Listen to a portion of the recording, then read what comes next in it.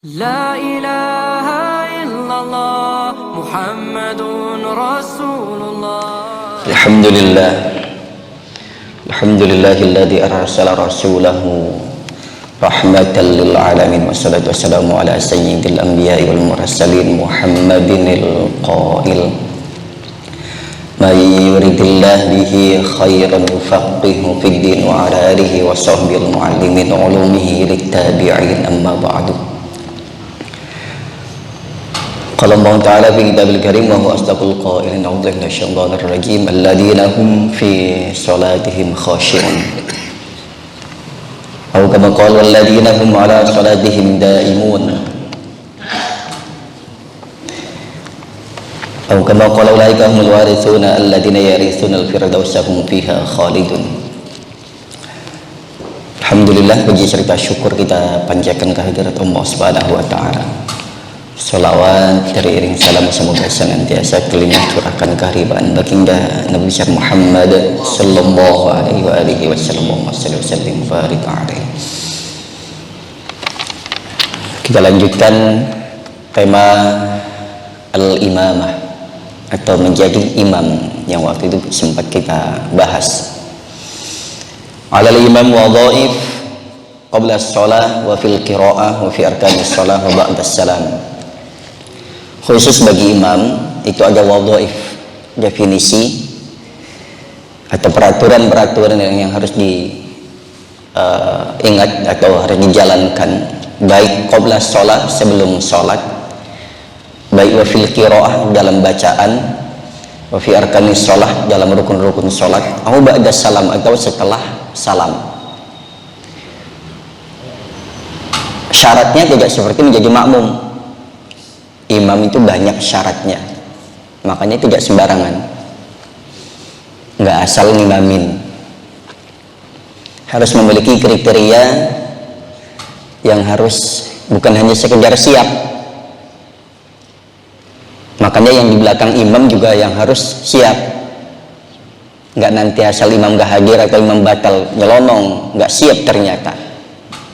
Makanya di belakang imam juga harus yang siap, minimal dia juga bisa ngaji, nggak asal siap. Ya, asal siap sih siapa aja. Makan beberapa kali bukan orang mukim ya, tamu-tamu itu dengan pakaian ala kadarnya di belakang imam. Makanya sering saya sampaikan agak geser, karena yang di belakang imam meskipun itu sholatnya sir, zuhur, asar, tetaplah harus diperhatikan bahwa syarat dan ketentuan menjadi imam, nanti suatu saat kalau imamnya batal, makmum yang di belakang yang maju. Nah, ini harus juga diperhatikan. Jadi jangan asal makmum main merangsek ke belakang imam. Bagi imam itu ada peraturan wadhaif sebelum sholat, dalam bacaan, rukun-rukun sholat, setelah salam. Amal wadhaif allati hiya qabla shalah itu yang kemarin kami sampaikan. Adapun peraturan ataupun yang harus kita lakukan sebelum sholat, di antaranya kemarin yaitu Allah yataqaddama lil imam ala qaumin yakrahunahu. Jangan sekali-kali menjadi imam kalau ternyata makmumnya di situ tidak menyukainya. Jadi kalau suatu saat jamaah nggak cocok dengan imamnya, sampaikan ke dewan kepengurusan masjid, silahkan dibikin surat keberatankah, tapi dengan alasan-alasan yang syar'i. Contoh misalkan imam ini melakukan pelanggaran berat, dia melakukan kemaksiatan yang berdampak pada statusnya sebagai imam kah, atau merugikan orang lain kah, yang sifatnya secara syar'i ini bermaksiat, maka boleh jamaah atas nama jamaah atau majelis silahkan sampaikan ke dewan masjid, pembina kah atau kemakmuran masjid kah, sampaikan bahwa kami sampaikan bahwa kami tidak suka, tapi suara mayoritas, jangan cuma atas nama perorangan atau surat kaleng yang kemudian nggak ada inisialnya, cuman pengen menjatuhkan ini, jangan. Tapi silakan kalau sebagian besar jamaah lebih dari 50% misalkan keberatan dengan imamnya, sampaikan ke DKM masjid, ke pembina masjid, bahwa jamaah sudah tidak menghendaki diimami oleh si fulan dan lain sebagainya. Kalau memang dia imamnya resmi, kalau imam cabutan ya jangan, percuma. Artinya ada SK-nya. Kalau imam cabutan ya nggak mau gitu, ya bisa, tapi sampaikan aja bahwa ini seringkali imam ini menjadi badal misalkan, tapi kami tidak meresponnya, kami tidak menyukainya karena dia memiliki karakter yang kurang bagus dan lain sebagainya. Nah itulah, kalau jadi makmum asal sehat jasmaninya, rohaninya, monggo silahkan. Jadi nggak banyak syarat seperti imam. Nah, imam jangan menjadi imam, kita juga imam sadar diri, jangan sampai nggak sadar diri. Kalau kita nggak disukai sama orang, makmumnya udah nggak suka, atau banyakkan dari kita udah nggak suka, mundur. Dalam arti mundur, nggak usah jadi imam, jadi makmum saja. Itulah pentingnya kita juga sadar diri bahwa kita ini tidak lagi disukai oleh orang. Wala taqaddama wara'ahu man huwa afqahu minhu. Nah, ini yang paling perlu diperhatikan adalah wa alla yataqaddama wara'ahu man huwa afqahu minhu. Jangan menjadi imam kalau di belakangnya ada orang yang lebih faqih, lebih alim daripada dia. Mau jadi imam, tengok-tengok dulu. Ada yang lebih alim nggak? Ada yang lebih berilmu nggak? Ada yang lebih fasih nggak kira-kira? Jadi jangan asal komat langsung maju. Tengok dulu kanan kiri, dilihat ada nggak orang yang di lingkungan ini yang hadir saat itu di masjid lebih alim dalam bidang agama.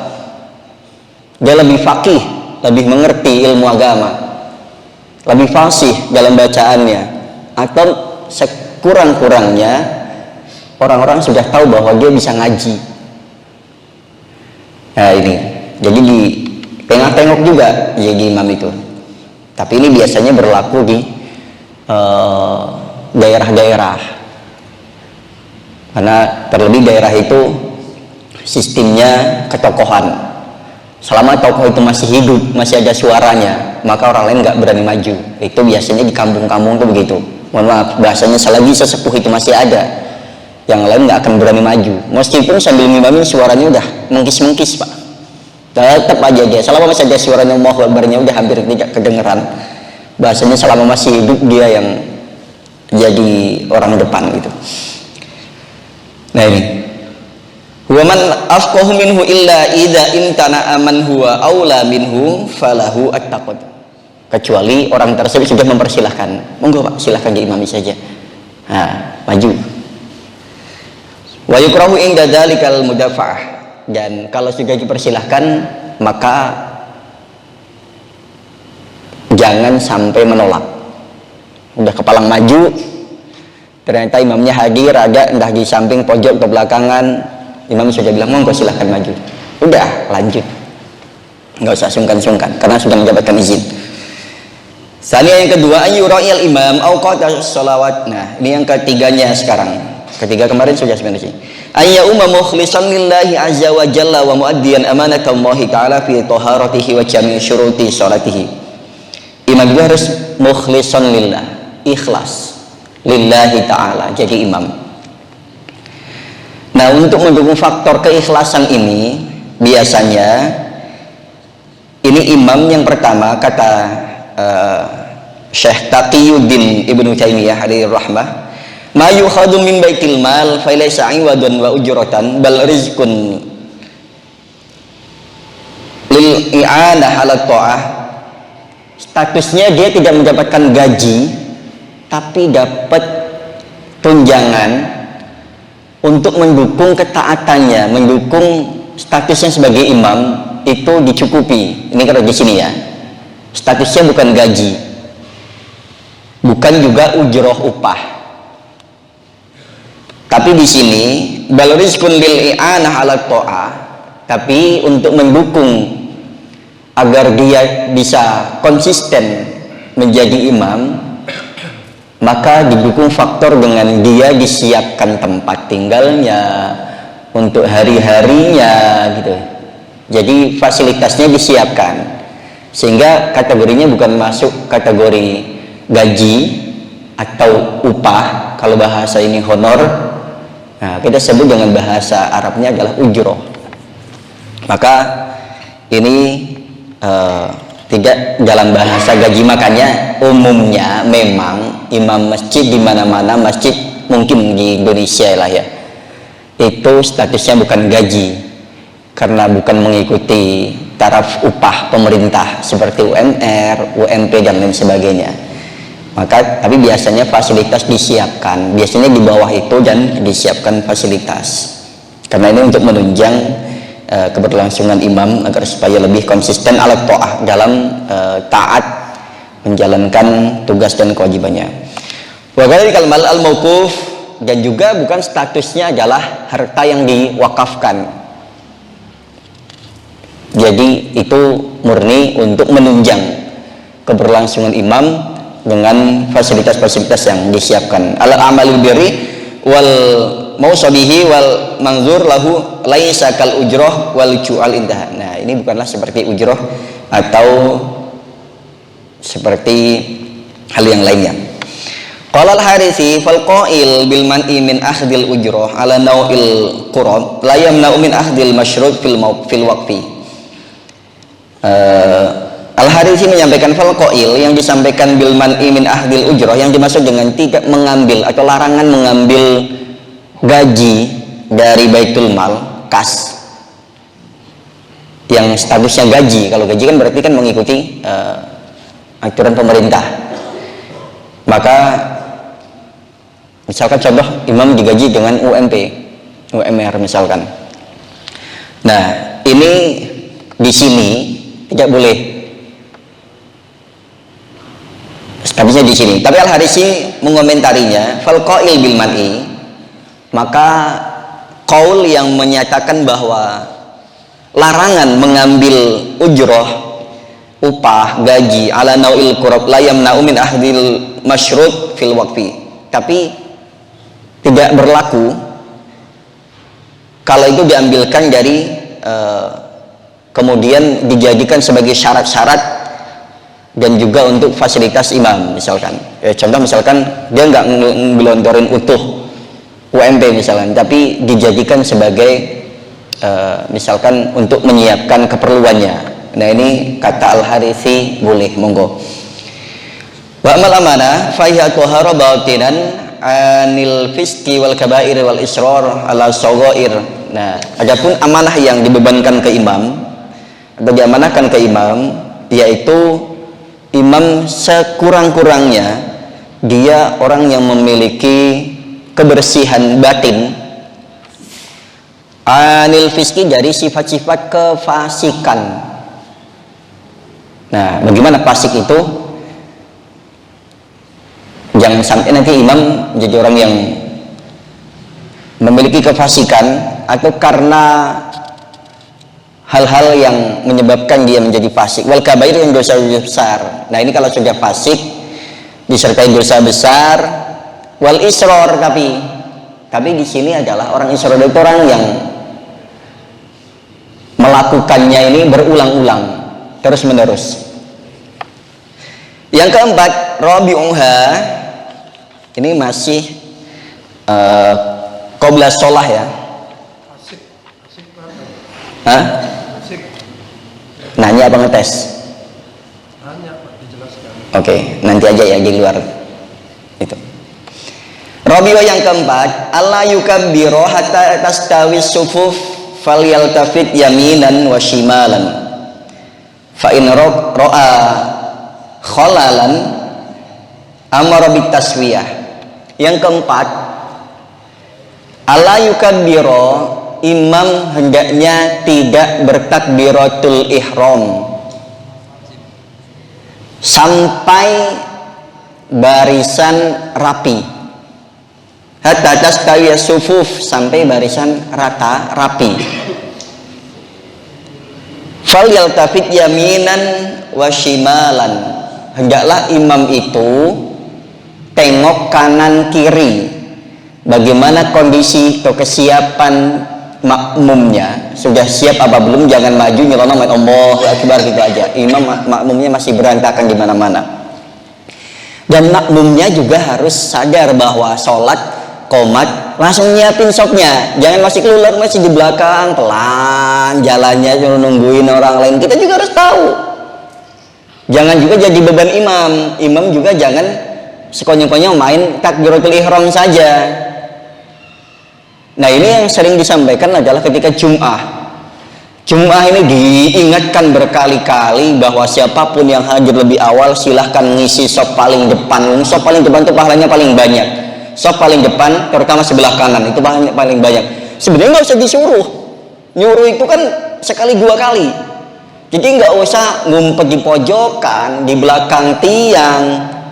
Ini akan memperlama waktu. Terlebih sekarang Jum'ah itu waktunya lebih lama, maksudnya dalam arti mulainya lebih cepat. Nah, ini kemudian apalagi kita sudah dewasa, harusnya nggak usah nunggu-nunggu disuruh. Terlebih kita orang mukim kejar pahala dengan saf terdepan, terutama sebelah kanan. Nah, ini yang paling utama. Nah, imam tidak boleh memulai takbiratul ihram sampai makmumnya siap dengan sop-sopnya.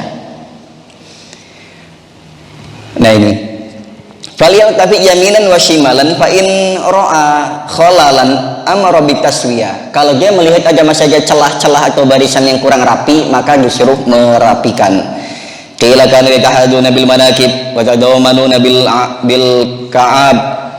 Jadi secara umumnya adalah bahu dengan bahu, mata kaki dengan mata kaki. Itu yang secara umumnya aturan bakunya. Wala yukabbiru hatta yafragul muadzin anil iqamah. Jangan takbir sampai muadzin menyelesaikan iqamah. Biar qomat selesai dulu baru memulai takbir. Ini biasanya yang begini ini biasanya orang-orang kampung pengen buru-buru, muadzin belum selesai iqamah sudah maju mulai takbir. Nah, itu biasanya apalagi kalau pas musim Ramadan.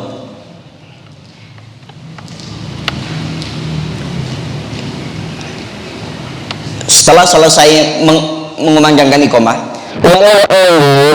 akhirul iqamah wal muadzin akhirul iqamah anil adzan biqadri istidadin nas lis shalah. Nah, memang secara peraturan muadzin tidak mengumandangkan iqamah sampai jamaah siap untuk melaksanakan sholat.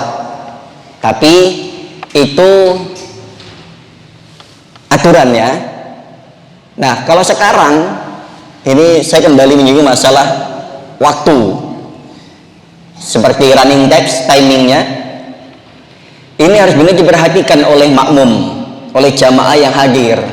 Kalau sekiranya waktunya nggak cukup untuk menyelesaikan 2 rakaat kah itu, jangan maksain, Pak. Kita sudah komitmen bahwa azan dan iqamah sudah ditentukan waktunya di running textnya, maka harus dipatuhi.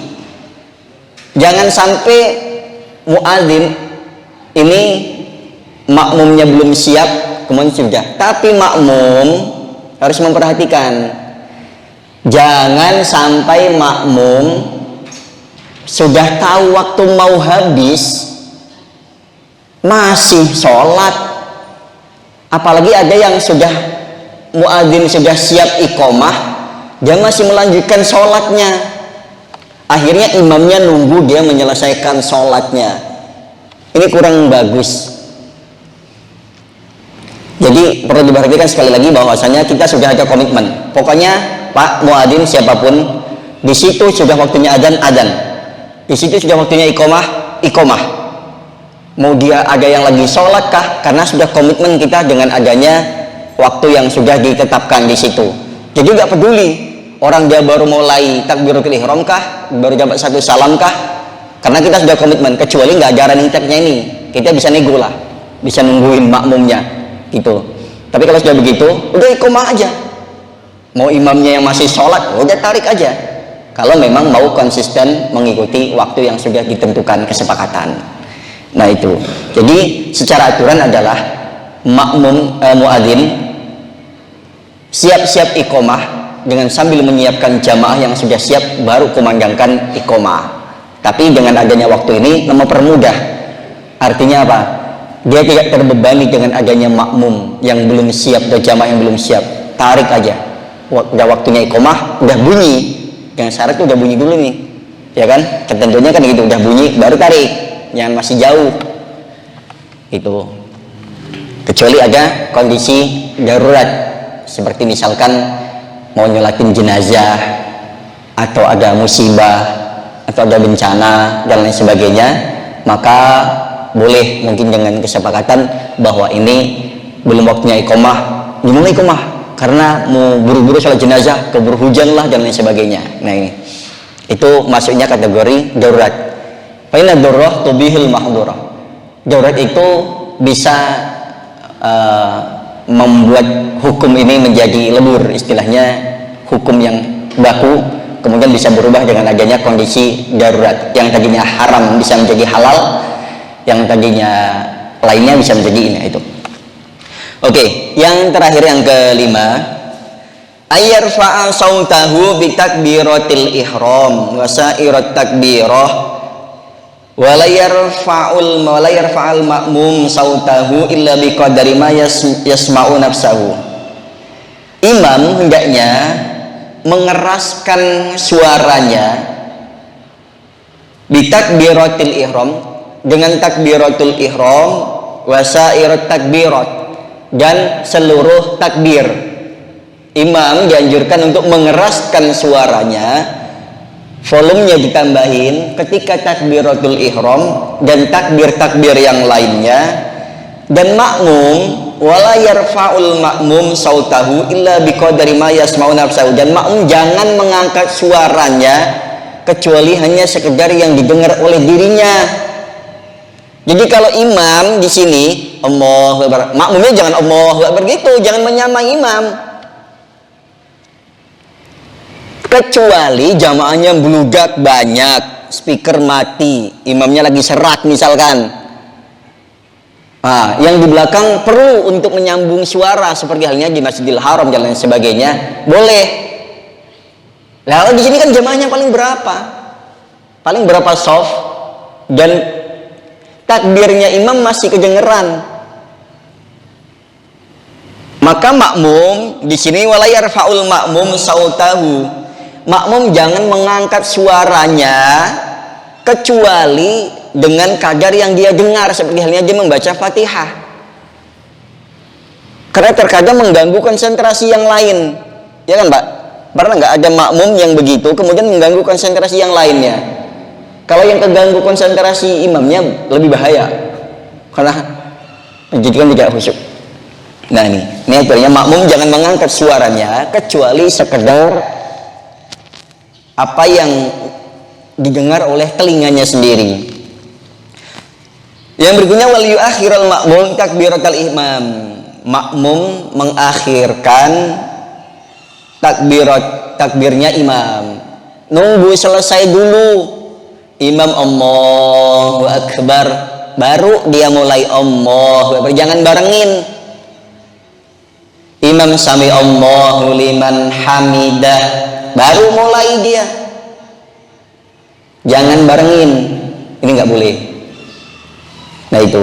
Jadi jangan sampai makmum bertindak seperti imam. Nah, fayabtadi'a ba'da faraghihi, maka makmum memulai setelah imam menyelesaikannya. Allahu akbar, baru makmum mulai. Sami Allahu liman hamidah. Jangan pas sami'a kita bangun, jangan Allahu akbar kita Allahu akbar, enggak. Nah ini sering kejadian di sholat-sholat seperti halnya taraweh itu. Nah lagi taraweh nih, terutama di daerah-daerah. Kenapa? Ngejar cepatnya. Kadang, mohon maaf, bisa diperhatikan beberapa video itu yang ditayangkan di YouTube dan lain sebagainya. Kadang imamnya belum mulai, makmum udah duluan. Sah nggak? Ya nggak sah. Untuk apa ngejar kuantitas, ternyata kualitasnya buruk. Makanya saya termasuk yang mengikuti rakaat paling banyak dalam sholat taraweh, tapi kurang setuju dengan tempo kecepatannya. Kemudian kalau andaikan tempo itu dibuat standar umum, itu lebih bagus. Nah, daripada yang banyak rakaatnya, mendingan yang separuhnya tapi dijalankan dengan penuh syarat dan rukunnya terpenuhi, itu malah lebih bagus. Tapi lebih bagus lagi yang rakaatnya maksimal, syarat dan rukunnya terpenuhi dengan maksimal. Ini jemaah sekalian, jadi di antara 6 syarat atau peraturan untuk menjadi imam masih dalam kitab Mau'izatul Mukminin bab al-imamah, lanjutan daripada bulan sebelumnya. Jadi kami cukup sekian. Walakum inna syaratul mustaqim. Subhanakallahumma rabbana wa bihamdika asyhadu an la ilaha illa anta astaghfiruka wa atubu ilaik. Assalamualaikum warahmatullahi wabarakatuh.